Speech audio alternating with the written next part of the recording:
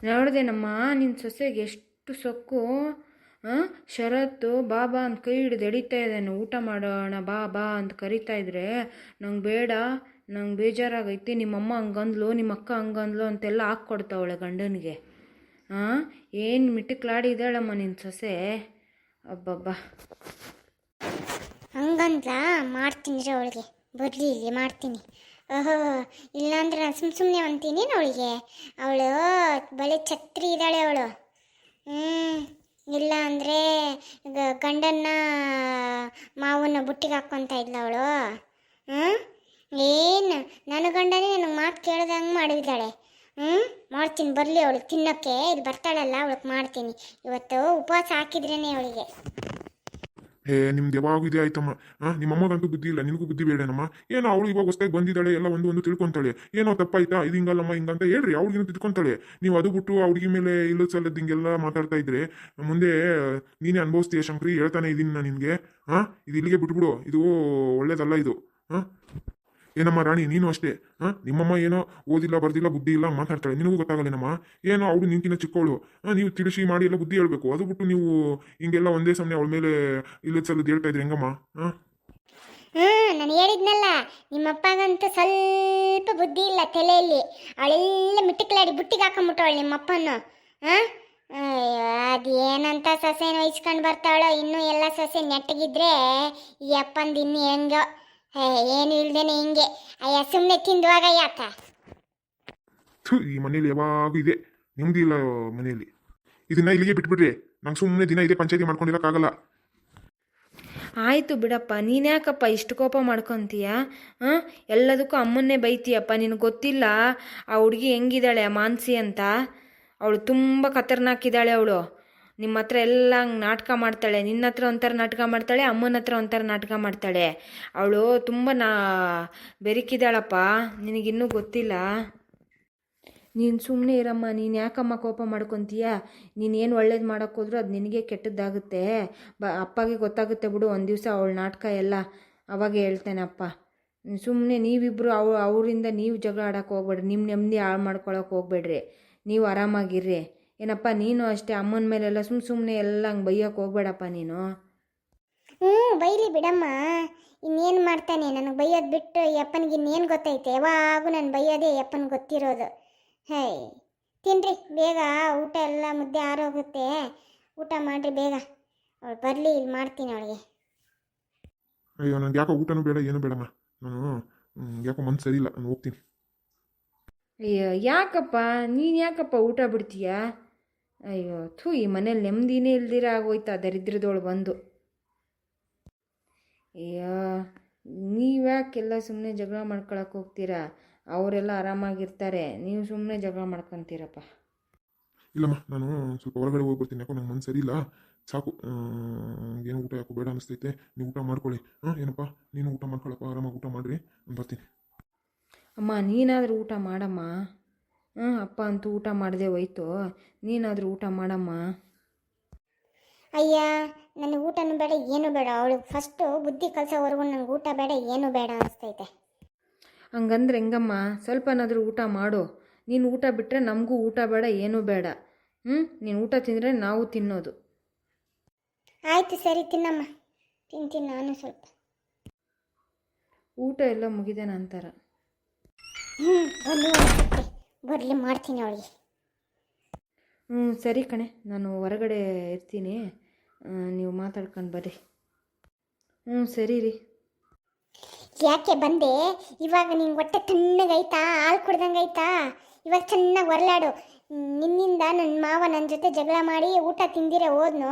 ಚೆನ್ನಾಗಿ ಹೊಟ್ಟೆ ತುಂಬ ತಿಂದುಬಿಟ್ಟು ಮನೆಯೆಲ್ಲ ಹೊರಲಾಡು ನೀನು. ಯಾಕತ್ತೆ, ನಾನೇನು ಮಾಡಿದೆ ಅತ್ತೆ? ಅವ್ರು ಊಟ ತಿಂದಿಲ್ಲ ಅಂದರೆ ಅದಕ್ಕೆ ನಾನು ಹೆಂಗೆ ಕಾರಣ ಆಗ್ತೀನಿ? ನಾನೇನು ಅಂದಿಲ್ಲ, ನಾನೇನು ಹೇಳಿಲ್ಲ. ಯಾಕತ್ತೆ ನನ್ನನ್ನು ಬೈತಾ ಇದ್ದೀರಾ? ಯಾಕೆ ಏನು ಅಂತ ಕೇಳೋಷ್ಟು ದುರಂಕಾರ ನನಗೆ? ನಿಮ್ಮ ಮಾವ ನಿನ್ನಿಂದ ನನ್ನ ಹತ್ರ ಜಗಳ ಆಡಿಬಿಟ್ಟು ಹೋದ್ರು. ಅವ್ರು ಊಟ ತಿಂದಿಲ್ಲ, ಅವ್ರು ಬಂದು ಊಟ ತಿನ್ನೋವರೆಗೂ ನಿನಗೂ ಊಟ ಹಾಕಲ್ಲ, ಏನೂ ಹಾಕಲ್ಲ, ಹಂಗೆ ಉಪವಾಸ ಸಾಯಿ. ಯಾಕಮ್ಮ, ಯಾಕೆ ಅವಳ ಮೇಲೆ ಕೋಪ ಮಾಡ್ಕೊತ ಇದೀಯಾ? ಅದನ್ನೇ ಸ್ವಲ್ಪ ನಿಧಾನವಾಗಿ ಹೇಳ್ಬಾರ್ದಾ?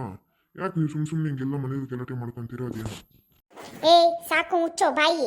ಎಲ್ಲ ನೀನು ಮಾಡಿರೋ ಅವಾಂತರದಿಂದ ಇದೆಲ್ಲ ನಡೀತಾ ಇರೋದು ಮನೆಯಲ್ಲಿ. ಯಾವಳ ದರಿದ್ರದವಳನ್ನ ಕಟ್ಕೊಂಬಂದು ಮನೇಲೆಲ್ಲ ದರಿದ್ರ ಆಗೋಂಗೆ ಮಾಡಿದೀಯ ನೀನು. ಹಾಂ, ನೀನೊಬ್ಬನ ಕರೆಕ್ಟಾಗಿದ್ದರೆ ನಮ್ಮ ಮನೆ ಬರ ಹಿಂಗ್ಯಾಕೆ ಆಗ್ತಾ ಇತ್ತು? ಥೂ, ನಿಮ್ಮಿಂದ ನಮ್ಮ ಮನೆಯಲ್ಲೆಲ್ಲ ನೆಮ್ಮದಿ ಇಲ್ದಿರ ಆಗೋಗೈತೆ. ಎಲ್ಲಾದರೂ ಹಾಳಾಗಿ ಹೋಗ್ರಿ.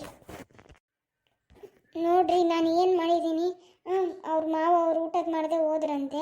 ಅದಕ್ಕೆ ನಾನು ಕಾರಣ ಅಂತ ನನ್ನ ಮೇಲೆ ಅತ್ತೆ ಓ ಅಂತ ಇದ್ದಾರೆ. ನಾನು ಏನು ಮಾಡಲಿ? ನಾನು ಊಟ ಮಾಡೇ ಹೋಗು ಅಂತ ಹೇಳಿದ್ನಾ? ಹೆಂಗಿದ್ರು ಈ ಮನೇಲಿ ನನ್ನ ತಪ್ಪು. ಹೆಂಗೆ ಇದ್ರಿ? ನಾನು ಹೆಂಗೆ ಇರೋದು? ನಿನ್ನ ಗಂಡನ ಹತ್ರ ನಾಟಕಗಳು ಮಾಡು. ನಿಮ್ಮ ಮಾವನ ಹತ್ರ ಮಾಡಿ ಇದು ಆಯ್ತು. ಇವಾಗ ನಿಮ್ಮ ಮಾವನ ಉಪವಾಸ ಹಾಕಿತ್ತು, ಗಂಡನ ಹತ್ರ ನಾಟಕಗಳು ಮಾಡಿ ಅವನು ಉಪವಾಸ ಹಾಕಿ ಸಾಯಿಸ್ಬಿಡು. ನೀನು ಒಬ್ಬಳೇ ಇರುವಂತೆ ಮನೇಲಿ. ರೀ, ನಾನು ಹೊರಗೆ ಹೋಗ್ತೀನಿ. ನಂಗೆ ಊಟನೂ ಬೇಡ, ಏನೂ ಬೇಡ. ನಂಗೆ ಹೊಟ್ಟೆ ತುಂಬಿದೆ, ನಾನು ಹೋಗ್ತೀನಿ ರೀ. ಮಾನ್ಸಿ, ನಾನು ಯಾರಿಗಂತ ಹೇಳಿ ಮನೇಲಿ? ನನಗಂತೂ ಸಾಕಾಗೋಗಿದೆ. ನನಗೂ ಊಟ ಬೇಡ, ಏನೂ ಬೇಡ. ಏನಾದರೂ ಮಾಡ್ಕೊಳ್ರಿ ನೀವು. ಯಾಕೋ ನನಗೆ ಈ ಜೀವನನೇ ಬೇಜಾರಾಗ್ಬಿಟ್ಟಿದೆ.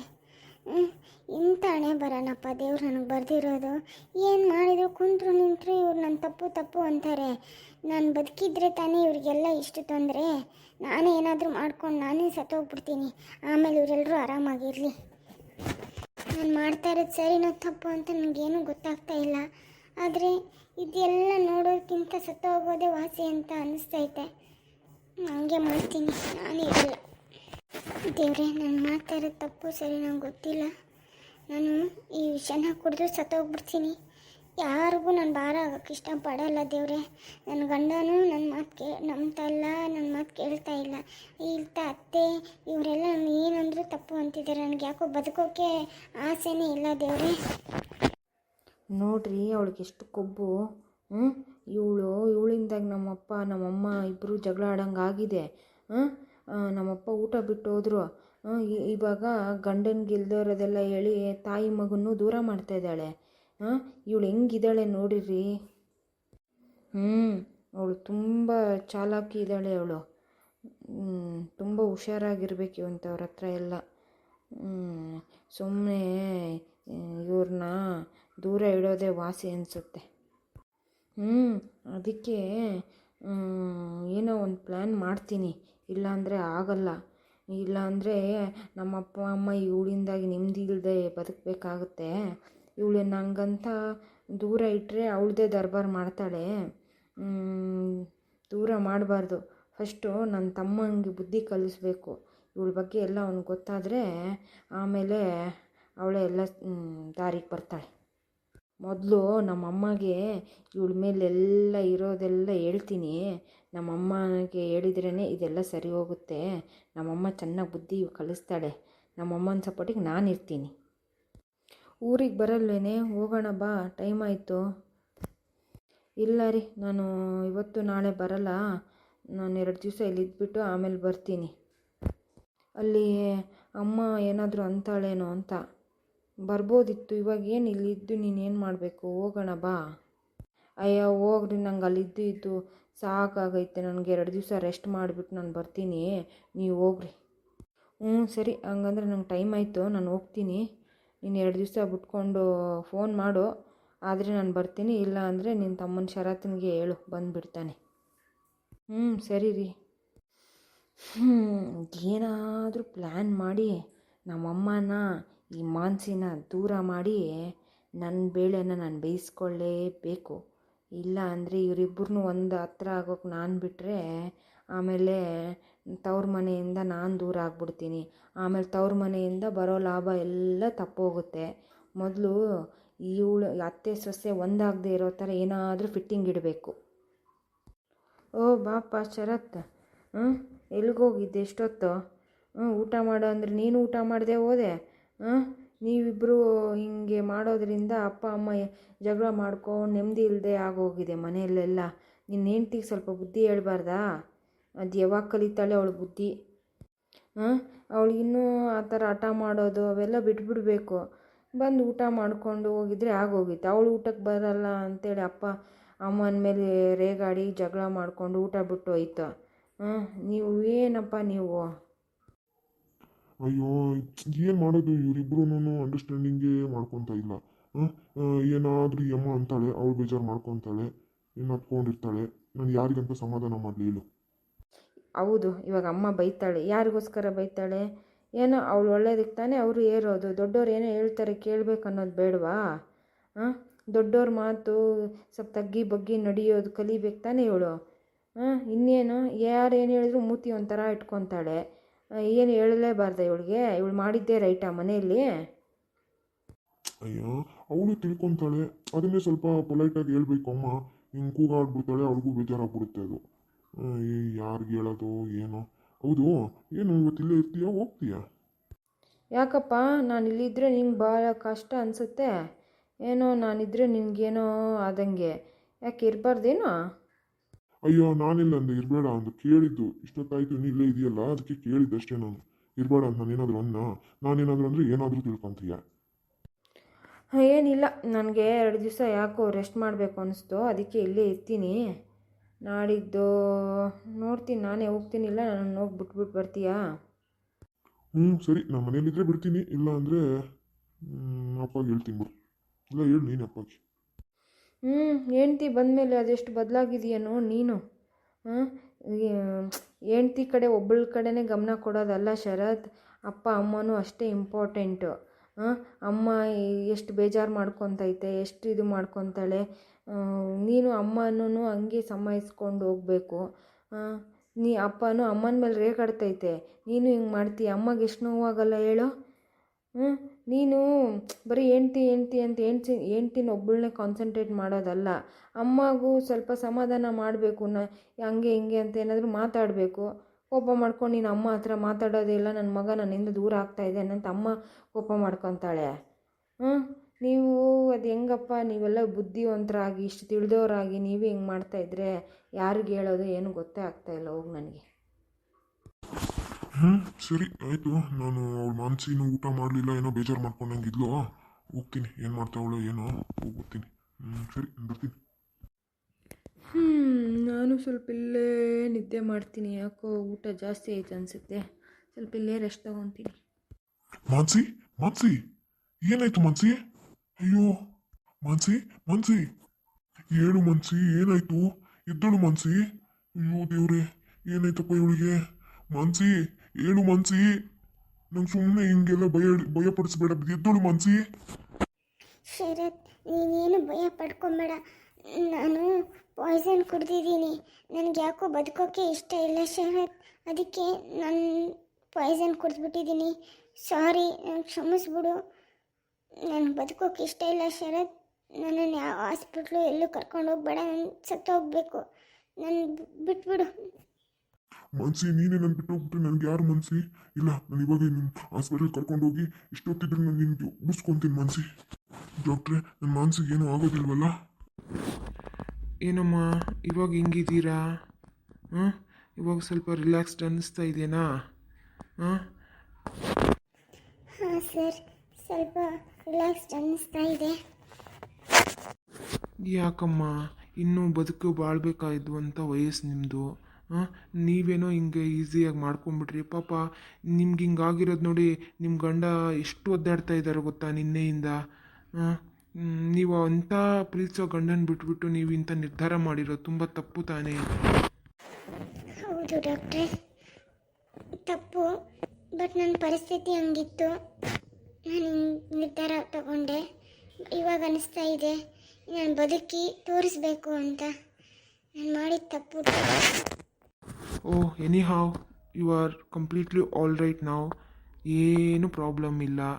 ಇವತ್ತು ಸಾಯಂಕಾಲವರೆಗೂ ಹಂಗೆ ರೆಸ್ಟ್ ಮಾಡಿ ಮತ್ತೆ ಸಾಯಂಕಾಲ ಡಿಸ್ಚಾರ್ಜ್ ಮಾಡ್ಕೊಂಡು ನೀವು ಮನೆಗೆ ಹೋಗ್ಬೋದಮ್ಮ. ಥ್ಯಾಂಕ್ ಯು ಸೋ ಮಚ್ ಡಾಕ್ಟ್ರೆ, ನಿಮ್ಮಿಂದ ತುಂಬ ಉಪಕಾರ ಆಯಿತು. It's my duty Sharath, don't worry, your wife will be all right. ನಾನು ಬರ್ತೀನಿ, ರೌಂಡ್ಸಿಗೆ ಹೋಗಬೇಕು, ಬೇರೆ ಪೇಷಂಟ್ ವೇಟ್ ಮಾಡ್ತಾ ಇದ್ದಾರೆ. ಸರಿ ಡಾಕ್ಟರ್. ಗಿರ್ಜಿ, ನಿನಗೇನೋ ವಿಷಯ ಗೊತ್ತಾಯ್ತಾ? ಪಾಪ ಶಂಕರ ಒಂದು ಸೊಸೆ ಹುಡುಗಿ ಏನೋ ಸಾಯಕ್ಕೆ ಹೋಗ್ಬಿಟ್ಟಿದ್ಲಂತಲ್ಲ. ಪಾಪ ನಿನ್ನೆ ತಾನೇ ನಾವು ಮಾತಾಡಿದ್ರಲ್ಲ. ಅಯ್ಯೋ ಪಾಪ ನೋಡು ಆ ಹುಡುಗಿ. ಅಯ್ಯೋ ಯಾಕೆ ಹಿಂಗೆ ಮಾಡ್ಕೊತ ಅದೇನೋ. ಹೌದು ಶಾಂತಕ್ಕ, ಅದೇ ಹೇಳಕ್ಕಂತ ನಾನು ಬರಕೊಂತಿದ್ನು, ನಿಮ್ಮ ಮನೆಗೆ ಬರಕೊತಿದ್ದೆ. ಮತ್ತೆ ನೀನೇ ಬದುಸಿಕ್ಕೇನು ನನಗೆ. ಅಯ್ಯೋ ಹೌದಂತ ನನಗೆ ಅವರೇನೋ ಹೇಳಿದ್ಲು. ಹಿಂಗ ಶಂಕರವನ್ ಸೊಸಿ ಹಿಂಗೆ ಏನೋ ವಿಷ ಕುಡಿದ್ಬಿಟ್ಟಾಳ ಅಂತ. ನೋಡು ಇಷ್ಟಾದ್ರೂ ಶಂಕರವನ್ ಮಗಳು ಎಲ್ಲ ಇಲ್ಲೇ ಮನೆಗೆ ಇದ್ದಾರೆ, ಹುಡುಗಿ ನೋಡೋಕ್ಕೆ ಹೋಗಿಲ್ಲ. ಎಂಥವ್ರು ಇರಬೇಕು? ಶಂಕರವನ್ ಗಂಡ ಮತ್ತು ಮಗ ಪಾಪ ಅವರೇ ಹಾಸ್ಪಿಟ್ಲಾಗ ಅದಾರಂತ. ಏನಿಲ್ಲಂತ, ಎಲ್ಲ ಆರಾಮಾಗ್ಯದ. ಇವತ್ತು ಸಂಜಿಕೆನ ಕರ್ಕೊಂಬರ್ತಾರಂತ ಅನ್ನಕೊಂತಿತ್ತು ನಮ್ಮ ಹುಡುಗ. ಏನೋ ಫೋನ್ ಹಚ್ಚಿತ್ತು ಹುಡುಗ ಶರತ್ಗೆ, ಮತ್ತು ಮಾತಾಡಕೊಂತಿದ್ರು ಅವರು. ಎಂಥ ಅತ್ತೆದಾಳವ ಈಕೆನ ಪಾಪ. ಏನಾನ ಆಗ್ಬಿಟ್ಟಿದ್ರೆ ಏನಾನ ಮಾಡೋರೇನು ಇವರು? ನೋಡು ಅಷ್ಟೆಲ್ಲ ಹುಡುಗಿಗೆ ಹಂಗೆ ಆಗೈತಂದ್ರೂ ಹೋಗಿಲ್ಲ. ಇವಳು ಎಂಥ ತಾಯಿ ಮಗಳಿಗೆ ಎಂಥ ಕಲ್ಲು ಮನ್ಸಿರ್ಬೇಕು. ಅಬ್ಬಬ್ಬ, ದೇವರೇ ಇವ್ರಿಗೆ ಪಾಠ ಕಲಿಸ್ತಾನೆ ಬಿಡು. ಹೌದಲ್ಲ ಶಾಂತಕ್ಕ? ಎಂಥ ಮನಸ್ಥಿತಿ ಹಾಕಿದ್ದಾನೆ ಇವರಿಗೆ ಅಂತ. ನೋಡು ಗಿರ್ಜಿ, ಅಯ್ಯ ಪಾಪ. ಆ ಹುಡುಗಿ ಏನಾನ ಹೆಚ್ಚು ಕಮ್ಮಿ ಆಗಿದ್ರೆ ಏನು ಮಾಡೋದು? ಎಲ್ಲ ಎಂಥ ಜನ ಇದ್ದಾರೆ ನೋಡಿ ಇವರೆಲ್ಲ. ಅಯ್ಯೋ ಪಾಪ, ಯಾರು ಮಕ್ಕಳಾದರೂ ಅಷ್ಟೇ. ಅಯ್ಯೋ ದೇವ್ರೆ. ಆದರೂ ಆ ಹುಡುಗಿ ಇಂಥ ನಿರ್ಧಾರ ಮಾಡಬಾರ್ದಾಗಿತ್ತು. ಅಲ್ಲ ನಾವು ಅಂತೀವಿ ಬಿಡು, ಆ ಹುಡುಗಿ ಮನಸ್ಸಿಗೆ ಅವಾಗ ಏನೋ ಹಿಂಗಾಗಿರುತ್ತೋ ಅದೇನೋ. ನಾವು ಅಂತೀವಿ ಹಿಂಗೆ ಮಾಡಬಾರ್ದಿತ್ತು ಅಂತ. ಆ ಹುಡುಗಿಗೆ ಎಷ್ಟು ಮನಸ್ಸು ನೋವಾಗಿತ್ತು, ಹಿಂಗೆ ಮಾಡ್ಕೊಂಡಿರ್ತದೆ. ಆದರೂ ಇಷ್ಟೆಲ್ಲ ಆಗಿ ಆ ಹುಡುಗಿಗೆ ಇನ್ನೊಂದು ಪುನರ್ಜನ್ಮ ಸಿಕ್ಕಂಗೆ. ಇವಾಗಾದರೂ ಆ ಹುಡುಗಿ ತಿಳ್ಕೊಂಡು ಬದುಕಿ ಸಾಧಿಸಿ ತೋರಿಸ್ಬೇಕು ಇವ್ರ ಹತ್ರ. ಎದುರ್ಕೊಂಡಿದ್ರೆ ಆ ಹುಡುಗಿ ಹಿಂಗೆ ಎದುರ್ಕೊಂಡೇ ಇರ್ತಾಳೆ. ಬದುಕಿ ಸಾಧಿಸಿ ತೋರಿಸ್ಬೇಕು. ಬರಲಿ ಇರು, ನಾನು ಹೋಗಿ ಮಾತಾಡ್ಸ್ಬಿಟ್ಟು ಬರ್ತೀನಿ. ಇವಾಗ ಸಂಜೆಗೆ ಮನೆಗೆ ಬರ್ತಾರಂದ್ರೆ ನಾಳೆ ಮುಂಜಾನೆ ನಾನು ಹೋಗಿ ಮನೆಗೆ ಹೋಗಿ ಮಾತಾಡ್ಸಿ ಬರ್ತೀನಿ ಅವ ಪಾಪ. ಅಷ್ಟೇ ಮಾಡು ಶಾಂತಕ್ಕ. ನಾನು ಕೂಗು, ನನ್ನ ಕರಿ, ನಾನು ಇಲ್ಲೇ ಹೋಗಿ ಬರಮ್ಮ. ಏನಾನ ಬ್ರೆಡ್ಡು ಬಿಸ್ಕೆಟ್ ಏನಾನ ತಗೊಂಡು ಹೋಗಿ ಮಾತಾಡ್ಸ್ಬಿಟ್ಟು ಬರಮ್ಮ ಪಾಪ. ಸರಿ. ನಾನು ಹಿಂಗೆ ಹೊಲಕ್ಕೆ ತಕ್ಕ ಹೋಗಿ ಹಿಂಗೆ ಬರೋಕೆ ಕುಂತಿದ್ದೆ. ಅವರೆಲ್ಲ ಮಾತಾಡೋ ಕುಂತಿದ್ರಲ್ಲಿ. ನಾನು ಏನು ಅಂತಂದೆ, ಹಿಂಗೆ ಶಂಕರವನ್ ಸೊಸೆ ಹಿಂಗೆ ಆಗ್ಯದ ಅಂತಂದ್ರು. ಅದೇ ನಾನು ನಿಮ್ಮ ಮನೆ ಕಡೆ ಹೋದೆ, ನೀವು ಕಾಣಲಿಲ್ಲ. ಮತ್ತು ಹಂಗೆ ನಮ್ಮ ಮನೆ ಕಡೆ ಆಮೇಲೆ ಕೊಂಟಿದ್ದು ನೋಡಿ. ಆಯ್ತು ತಗೋ ಶಾಂತಕ್ಕ, ಹೋಗು. ಮತ್ತು ಬೇಗ ಮುಂಜಾನೆ ಇಬ್ಬರು ನಾವು ಬಂದ ಮೇಲೆ ಮುಂಜಾನೆ ನಾನು ಅಡುಗೆ ಎಲ್ಲ ಜಲ್ದಿ ಮಾಡ್ತೀನಿ. ಮಾಡಿಟ್ಟು ಹೋಗಿ ಮಾತಾಡ್ಸೋಣ ಪಾಪ. ನೋಡಿದ್ರಲ್ಲ ವೀಕ್ಷಕರೇ, ಇದು ಒಂದು ಅತ್ತೆ ಸೊಸೆ ಒಂದು ನಿಜ ಜೀವನದ ಒಂದು ಕಥೆಯನ್ನು ನಾನು ಮಾಡ್ತಾ ಇರೋದು. ಇದು ನಿಜ ಜೀವನದಲ್ಲಿ ಆಗಿದೆ. ಮುಂದೆ ಹಿಂಗೆ ನೋಡಿ ಕತೆ ಹೆಂಗಾಗುತ್ತೆ ಏನು ಅಂತ. ಇದು ಸುಮಾರು ಒಂದು 10-15 ವರ್ಷದ ಹಿಂದಿನ ಕತೆ ನಾನು ಇವಾಗೆಲ್ಲ ಮಾಡ್ತಾ ಇರೋದು. ಇವಾಗ ಹೆಂಗಿದೆ ಏನು ಅಂತೇಳಿ ಇನ್ನೂ ನಾನು ತುಂಬ ಎಪಿಸೋಡ್ಸ್ನ ಮಾಡಿ ನಾನು ಸ್ಟೋರಿನ ಮಾಡ್ತೀನಿ. ದಯವಿಟ್ಟು ತಾವೆಲ್ಲರೂ ಈ ಕತೆಗೆ ಪ್ರೋತ್ಸಾಹ ನೀಡಿ, ಆದಷ್ಟು ಲೈಕ್ ಮಾಡಿ. ನಿಮ್ಮ ಅನಿಸಿಕೆಗಳನ್ನು ಪರವಾಗಿಲ್ಲ, ನಿಮ್ಗೆ ಹೆಂಗೆ ಅನಿಸುತ್ತೆ ಕತೆ ಏನು ಅಂತ ನೀವೆಲ್ಲ ಕಮೆಂಟ್ ಮಾಡಿ ತಿಳಿಸಿ. ಆಮೇಲೆ ಆದಷ್ಟು ಸಬ್ಸ್ಕ್ರೈಬ್ ಮಾಡ್ಕೊಂಡು ನೋಡಿ. ದಯವಿಟ್ಟು ನಮ್ಮದಿದು ಹೊಸ ಕತೆ ಆಗಿರೋದ್ರಿಂದ ಚಾನಲ್ ತುಂಬ ಹಳಿದೆ. ಬಟ್ ನಾನೇನು ಕತೆಗಳು ಹಾಕೋಕ್ಕಾಗಿಲ್ಲ. ಇವಾಗೇನೋ ಒಂದು ಸ್ಟೋರಿನ ನಾನು ನನ್ನ ಫ್ರೆಂಡ್ ಜೀವನದಲ್ಲಿ ಆಗಿರೋ ಸ್ಟೋರಿನ ನಾನು ಮಾಡ್ತಾ ಇರೋದು. ದಯವಿಟ್ಟು ತಮ್ಮೆಲ್ಲರೂ ಪ್ರೋತ್ಸಾಹ ನಂಗೆ ತುಂಬ ಬೇಕು. ಆದಷ್ಟು ಕತೆನ ನೋಡಿ ನಿಮ್ಮ ಅನಿಸಿಕೆಗಳನ್ನ ಕಮೆಂಟ್ ಮಾಡಿ ತಿಳಿಸಿ. ನಿಮ್ಮ ಫ್ರೆಂಡ್ಸು ವಾಟ್ಸಪ್ ಗ್ರೂಪ್ಗಳಿಗೆಲ್ಲ ಶೇರ್ ಮಾಡಿ. ದಯವಿಟ್ಟು ಸಬ್ಸ್ಕ್ರೈಬ್ ಮಾಡ್ಕೊಳ್ಳಿ ಅಂತ ಕೇಳ್ಕೊತೀನಿ. ಧನ್ಯವಾದ.